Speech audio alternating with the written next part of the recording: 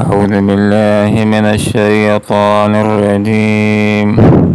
بسم الله الرحمن الرحيم. آتوني زبر الحديد حتى إذا ساوى بين الصدفين قال انفخوا حتى إذا جعله نارا قال آتوني أفرغ علي قطرا. صدق الله العظيم. سبحانك لا علم لنا إلا ما علمتنا إنك أنت العليم الحكيم. آتونی لے آؤ میرے پاس زبر الحدید لوہے کے ٹکڑے، حتی یہاں تھا کہ اذا جب ساوا اس نے برابر کر دیا، بین الصدفین دو پہاڑوں کے درمیانی خلا کو، قالت اس نے کہا انفخوا پھونکو، حتی یہاں تھا کہ اذا جعلہ جب کر دیا اس کو نارا آگ، قالت کا آتونی لے آؤ میرے پاس افرغ کہ میں ڈھیل دوں علیہ اس کے اوپر قطرا تانبا. پوری دنیا کے اوپر حکمرانی کرنے والی شخصیت ذوالقرنین بادشاہ کہ جس نے مغربی ممالک کو بھی زمین کی آخری آبادی تک فتح کیا، مشرقی ممالک کو بھی فتح کیا، اور اس کے بعد اس نے شمال کا رخ کیا. جب دو پہاڑوں تک پہنچ گیا کہ جس کے اس پار یاجوج ماجوج رہتے تھے، اور ان دو پہاڑوں کے اس پار ایسے جنگلی قسم کے لوگ رہتے تھے کہ جو نہ ذوالقرنین اور اس کی فوج کی زبان کو سمجھتے تھے اور نہ وہ ان کی زبان کو سمجھتے تھے. ذوالقرنین نے ان کو بھی فتح کیا، دعوت دین دی، تو ان کو محسوس ہوا کہ دنیا کے بادشاہ تو کچھ ایسے بھی ہوتے ہیں کہ جب کسی کو مغلوب کر لیتے ہیں تو اینٹ سے اینٹ بجا دیتے ہیں، لیکن یہ تو نرمی کا معاملہ کر رہا ہے، ایک نجات دہندہ ہے. تو اپنا مسئلہ ذوالقرنین کے سامنے ذکر کر دیا کہ یہ دو پہاڑیں، ان کے پیچھے لوگ رہتے ہیں یاجوج ماجوج، وہ آ جاتے ہیں، قتل و غارت گیری کرتے ہیں، لوٹ مار کرتے ہیں، تنگ کرتے ہیں. ہم چندہ جمع کرتے ہیں، آپ کو ٹیکس دیتے ہیں، محصول دیتے ہیں، پیسے دیتے ہیں، اور آپ ایک دیوار بنا رہے تاکہ یہ اس طرف آئے نہیں. ذوالقرنین بادشاہ نے کہا کہ جو مال مجھ کو اللہ تعالیٰ نے دیا ہوا ہے وہ میرے لیے کافی ہے. ہاں البتہ یہ ہے کہ میں تمہارے لیے اس کام کو کروں گا، یاجوج ماجوج کے ظلم سے تم کو بچاؤں گا، اور ایک دیوار، آہنی دیوار تمہارے لیے بناؤں گا. اس کام کے لیے مجھ کو افراد کار کی ضرورت ہوگی. کام شروع ہو گیا تو لوہے کے بڑے بڑے ٹکڑے منگوائے گئے، جس طرح گارڈر ہوتے ہیں، شاتیر ہوتے ہیں، چادریں لوہے کی ہوتی ہیں، اور دو پہاڑوں کے درمیانی خلا کے اندر ان کو ٹھوک دیا گیا. بالکل جس وقت یہ لوہے کی بڑی بڑی چیزیں، لوہے کے سریے، لوہے کی چادریں، جب دونوں پہاڑوں کے درمیان کے خلا کو اس لوہے کے ذریعے سے بھر دیا گیا، تو اس کے بعد حضرت ذوالقرنین نے فرمایا کہ اب اس کو دھونکو. اس کے قریب قریب آگ لگا دی گئی، لوہے کو بالکل گرم کر دیا گیا، یہاں تک کہ اس لوہے کو آگ کا نارا انگارہ بنا دیا گیا، آگ بنا دیا گیا. اس کے بعد ذوالقرنین نے کہا کہ میرے پاس لے آؤ تانبا افرغ علیہ تاکہ میں اس کے اوپر اس کو ڈھال دوں. لوگ تو دیواریں بناتے ہیں اینٹوں کی اور بلاکوں کی اور گارے کے ذریعے سے، انہوں نے لوہے کی دیوار بنا دی، گویا کہ اس کے اندر سیمٹ کا کام جس چیز نے کیا ہے وہ تانبا تھا. انتہائی مضبوط دیوار، ایک انتہائی مضبوط آڑ بنا دی.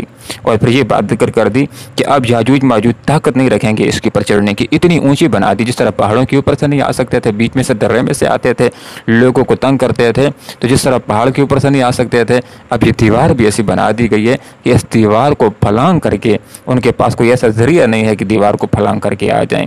دوسری بات یہ ہے کہ کیا وہ اس کو پھاڑ سکتے ہیں، توڑ سکتے ہیں، توڑ کر کے آ جائیں؟ تو کہا کہ اس ایسی مضبوط اللہ تعالیٰ کے حکم سے میں نے اس کو بنا دیا ہے کہ وہ اس کے اندر سوراخ بھی نہیں کر سکتے، اس کے اندر نقب بھی نہیں لگا سکتے، اس کو سوراخ کر کے پھاڑ کر کے بھی وہ ادھر نہیں آ سکتے، ان کی یہ ضرورت ہی نہیں ہے. قال ھذا رحمۃ من ربی، یہ میرے رب کی رحمت ہے. اب دیکھیے یہ جو جملہ ہے ھذا رحمۃ من ربی، یہ حقیقت میں یہ انسانیت کا اعزاز ہے، یہ نیک بندے کا اعزاز ہے. وگرنہ کچھ لوگ تو ایسے ہوتے ہیں کہ جو متکبرین ہوتے ہیں، کچھ کام کر لیتے ہیں تو ان کے منہ سے میں نکلتا ہے، میں نے کیا ہے، میں نے کیا، میں نے ایسا کر دیا، میں نے فلاں کر دیا ہے، متکبرانہ انداز. لیکن یہ کس قدر عاجزانہ انداز ہے. اللہ تعالیٰ کا پیارا جو پسندیدہ انداز ہے وہ یہ بندہ اختیار کر رہا ہے کہ کتنا بڑا کام کر دیا ہے.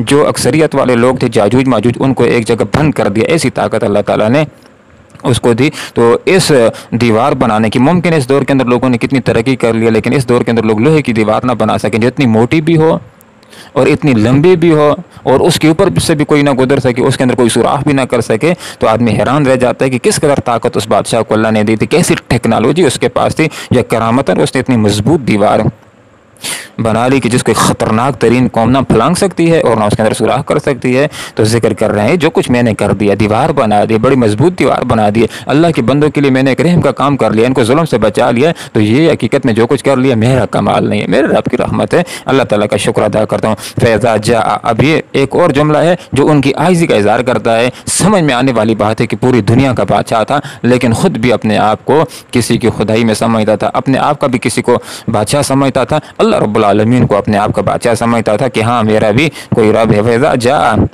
پھر جب آ جائے گا وعدہ ربی، میرے رب کا جعلہ دکا، وہ اس کو ریزہ ریزہ کر دے گا. اب کتنی خوبصورت بات کر دی ہے کہ میں نے تو اس کو بنا دیا ہے، اپنی طرف سے حفاظت کی تدبیر کر لی ہے، لیکن یہ دیوار اس وقت تک قائم رہے گی جب اللہ اس کو قائم رکھے گا، اور اس وقت یہ گر جائے گی جب اللہ تعالیٰ اس کو گرا دے گا. تو گویا کہ متکبرانہ جملہ نکلا. جس طرح باغ والا باغ کے اندر گیا اور اپنے ہنر کے اوپر وہ تکبر کرنے لگا اور کہنے لگا کہ میرا نہیں خیال کہ یہ کبھی فنا ہو جائے گا. یہاں پر دیوار بنا لی اور ایسا نہیں کہا کہ میرا نہیں خیال کہ یہ کبھی گر بھی سکتی ہے، ایسی مضبوط بنا دی. نہیں، متکبرانہ انداز نہیں ہے، بلکہ یہ انداز ہے کہ دیوار تو میں نے بنا دی ہے، حفاظت کا اپنی طرف سے میں نے کام کر دیا ہے، لیکن یہ اس وقت تک قائم رہے گی جب تک اللہ تعالیٰ چاہے گا. جب اللہ تعالیٰ چاہے گا گر جائے تو یہ اس وقت گر جائے گی. اور کس وقت اللہ تعالیٰ چاہے گا کہ یہ گر جائے؟ اس وقت کہ جس وقت کان وعد ربی حق، میرے رب کا وعدہ سچا ہے اس کو گرانے کا. کس وقت اللہ تعالیٰ گرائے گا؟ یا تو قیامت کو، کہ پہاڑ بھی گر جائیں گے، یہ بلڈنگیں بھی گر جائیں گی، اس کے ضمن کے اندر یہ دیوار بھی گر جائے گی.